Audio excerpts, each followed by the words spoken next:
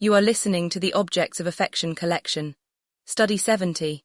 The Materiality of Resistance, Post-Luxury Conceptual Functional Art and the Melt the ICE Hat Movement. The emergence of the hand-knit red cap in the winter of 2026, colloquially known as the Melt the ICE Hat, represents a decisive pivot in the intersection of material culture, fiber arts and geopolitical dissent.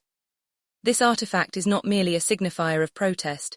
It is a sophisticated evolution of what the framework of post-luxury conceptual functional art, post-luxury conceptual functional art, identifies as a scarred object, an item whose value is derived not from its market exclusivity, but from the ethical depth of its provenance and the labor-intensive moral weight embedded in its creation.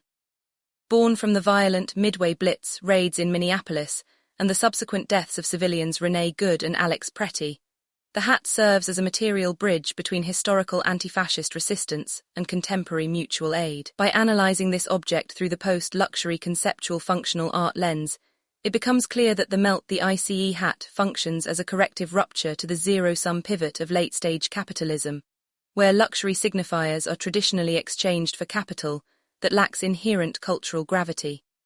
The siege of Minneapolis and the death of the neutral object, the genesis of the Melt the ICE movement, is inextricably linked to the atmospheric and physical occupation of the Twin Cities by federal immigration paramilitaries in early 2026.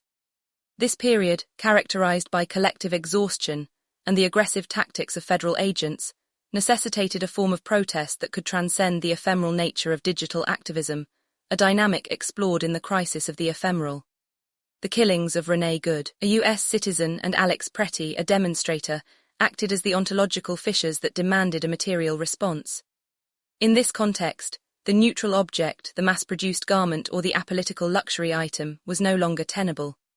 The fiber arts community, particularly those gathered at the Needle and Skein Yarn shop in St. Louis Park, recognized that the traditional luxury apparatus was failing to provide artifacts that could carry the moral weight of the moment. The movement's trajectory is punctuated by specific traumatic ruptures that transformed the object into a record of state overreach. The initial release of the pattern on January 15, 2026, established the artifact's material singularity and its potential for narrative permanence.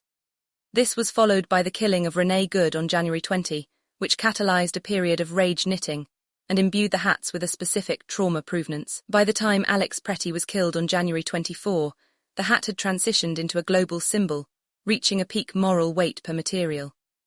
The eventual national red yarn shortage on February 3, compared by some to pandemic-era supply chain failures, rejected the archive's narrative arrest by highlighting the material's radical scarcity. The process of creating the Melt the ICE pattern by Paul Neary was a deliberate act of craftivism that prioritized conceptual depth over aesthetic neutrality.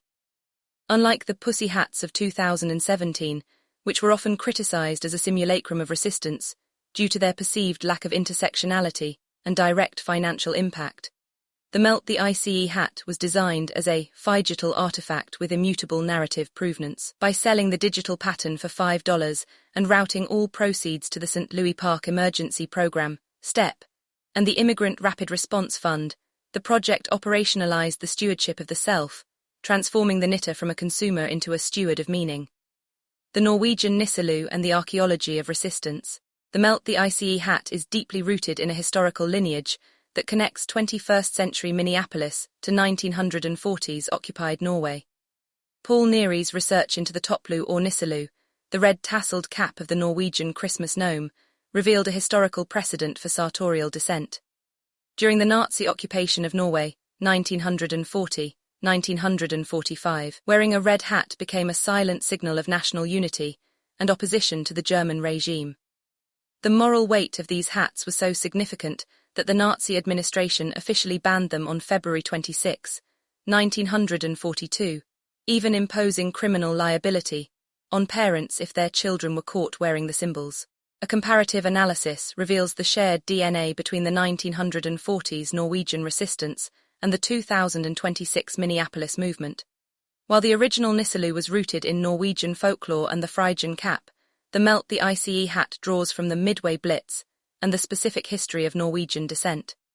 In both instances, the artifact moved from a symbol of silent national unity to one of direct mutual aid against a sinister, arbitrary force. Legal suppression has followed a similar path. The February 1942 ban in Norway parallels the contemporary contestation of the red hat as a subversive object by federal authorities. Notably, the modern iteration has operationalized its resistance through a financial mechanism, raising over $600,000 for immigrant aid, thereby fulfilling the mandate of systemic stewardship.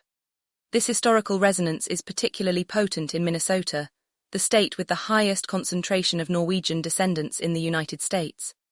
The adoption of the red hat in 2026 is an act of reparative stewardship, where the history of a marginalized or occupied people is reclaimed to address contemporary thanatopolitics, the state's management of death and exclusion. In the post-luxury conceptual functional art framework, the object serves as a monument to a history that the state attempts to erase. Semiotic reclamation, taking back the red. One of the most critical aspects of the Melt the ICE hat is its explicit attempt to reclaim the color red from the Make America Great Again, MAGA movement. Gilla Mashal, owner of Needle and Skein, noted that red is the color of resistance, and that the project offered a chance to take the red back. This is a direct challenge to the system of signs that often uses visual markers to police cultural boundaries, a dynamic exposed in the Coogee vs. Louis Vuitton litigation. By recontextualizing the red hat as an anti-ICE symbol, activists are performing a radical corrective rupture in the visual landscape. The post-luxury conceptual functional art framework, quantifying moral weight to fully understand the Melt the ICE hat as a piece of post-luxury conceptual functional art, one must apply the proprietary metric of moral weight per material, MWPM. This metric moves value from market volatility to pure functional endurance and ethical accountability. The MWPM of the red hat is calculated not by the cost of the yarn, but by the ratio of labor and intent to the financial relief provided to the community. The proprietary formula for this calculation expresses how ethical intention increases value as speculative velocity decreases. The fragility mandate and functional integrity. A core tenet of the post-luxury conceptual functional art framework is the fragility mandate, which posits that an object's value is directly proportional to the care it demands from its custodian. A hand-knit hat is inherently more fragile than an industrially produced garment. It requires active protection rather than passive consumption. This shifts the ontological status of the hat from a commodity to an artifact. The act of rage knitting, or rage quilting, described by activists, is a form of investing maximum labor into a material host, creating what we define as trauma provenance, a value derived from the biological and psychological memory of the making. Those who purchase the pattern and knit the hat are entering into a custodian's contract to protect the narrative of the Minneapolis raids. This is the antithesis of the warranty of obsolescence found in traditional luxury, where items are designed to be replaced or forgotten. The red hat is meant to be a permanent record of the $600,000 raised for groups like STEP and the Immigrant Rapid Response Fund, resisting the hollowing out of value seen in narrative-driven brands. Liam's bunny hat, the semiotics of vulnerability. Parallel to the red hat movement is the Yo Soy Canijo project, which focuses on the blue bunny-eared hat worn by 5-year-old Liam Ramos when he was detained by ICE in Columbia Heights, Minnesota. This artifact represents a different facet of post-luxury conceptual functional art, the biopolitics of the artifact. While the red hat symbolizes collective resistance, the bunny hat materializes individual vulnerability and the state's assault on childhood. Within the post-luxury conceptual functional art landscape, different artifacts address varying audiences through distinct moral metrics. The Melt the ICE hat targets activists and allies, channeling sentiments of rage and solidarity. Conversely, Liam's bunny hat speaks to families and empaths, focusing on protection and visibility to uphold the mandate of care. Knitters and crochetters have cobbled together patterns to replicate Liam's hat, sharing them for free to ensure the image of the detained child remains visible. A phygital counter-strategy where a digital image of trauma is converted into a physical object of care. The institutional pivot, from the street to the gallery. As the Melt the ICE hat gains global traction, reaching as far as Norway, South Africa and Israel, it inevitably faces the white wall paradox. Museums and galleries may attempt to acquire these hats to archive the movement. However, the white cube is an ideological apparatus designed to strip artifacts of their socio-political provenance. To maintain its functional integrity, An acquired hat must be governed by a mandate for stewardship, ensuring that its connection to the killings of Alex Pretty and Renee Good is never sanitized. The calculus of moral weight in the anti-market The Melt the ICE hat operates in what Gregory Chollet defines as artistic dark matter, the space of uncompensated labor and radical materiality that exists outside the traditional market. By investing labor into a $5 pattern, activists are performing an alchemical inversion of the luxury equation. They are creating an object of immense moral capital from materials of low market value. This is the ultimate object of affection, one that acknowledges its debt, pays its rent, and heals the wound of its making. The success of the Melt the ICE fundraiser signals a shift in consumer behavior toward the post-growth citizen. This consumer is no longer swayed by the commodification of origin stories used by traditional brands to manufacture ethics. Instead, the post-growth citizen demands quantified moral capital and reparative stewardship. Traditional luxury brands that engage in a simulacrum of diversity while maintaining exclusionary practices are increasingly seen as toxic liabilities. The mandate of permanence The Melt the ICE hat is a creed of permanence in an era of ephemeral spectacle. It is a monument to the resilience of the Minneapolis community and a truth-telling artifact that refuses aesthetic neutrality. As federal agents continue their Midway Blitz, the red hat remains a load-bearing wall of integrity. The future of the Melt the ICE hat lies in its ability to resist the archive's narrative arrest. It must remain a living engagement with the moral weight of the materials and the stories they carry.